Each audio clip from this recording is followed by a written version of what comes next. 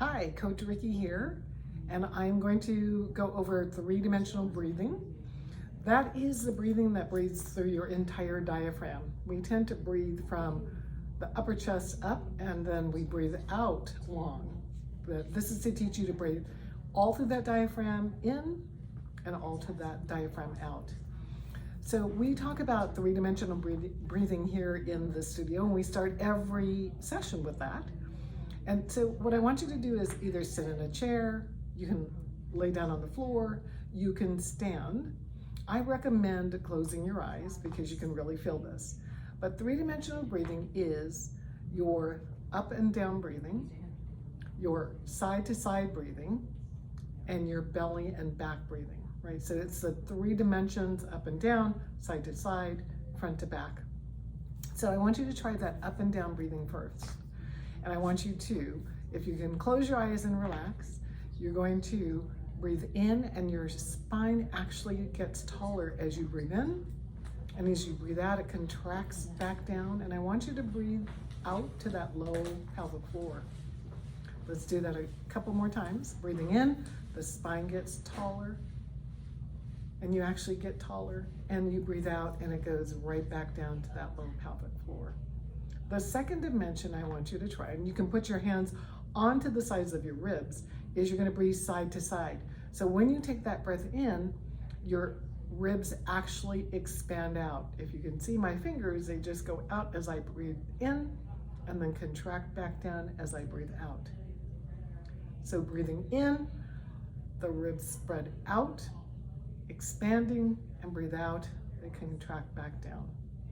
The third dimension is your belly and back breathing. A little harder on feeling the back. If you're on the floor, it's easier, but you're going to breathe in and the belly expands out in the spine and the back, and then you breathe out and you breathe out to that low pelvic floor. And again, breathing in, the belly expands and the back expands. The spine's there so it doesn't expand a lot, and then you're going to breathe right back down.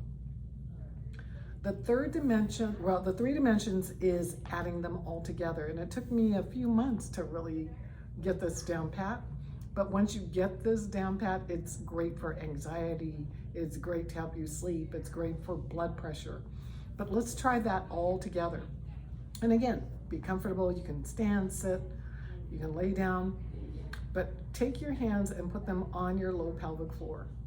And I want you to, and if you want to close your eyes, you're going to breathe in, and as you breathe in, your spine gets taller, your ribs get wider, your belly and back expand out.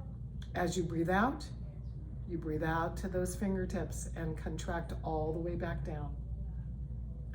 So you're feeling that whole diaphragm. As you breathe in, the spine gets taller, the ribs get wider, the belly and back expand out.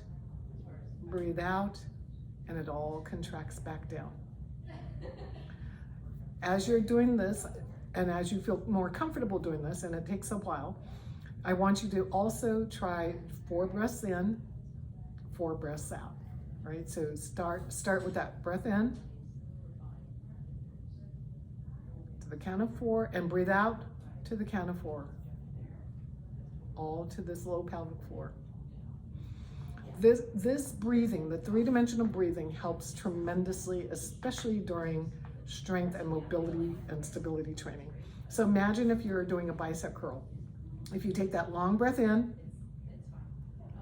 and you start to breathe out and you're breathing out to the core, what's happening is your core is helping you to lift the weights as you're doing that bicep curl. It's not just arms, right? It's really engaging that core, that powerhouse, to help you breathe. So I hope these tips help. Be patient with it, but it really does, I believe so deeply in this three-dimensional breathing. Any other questions you have, come see me at the studio. Take care.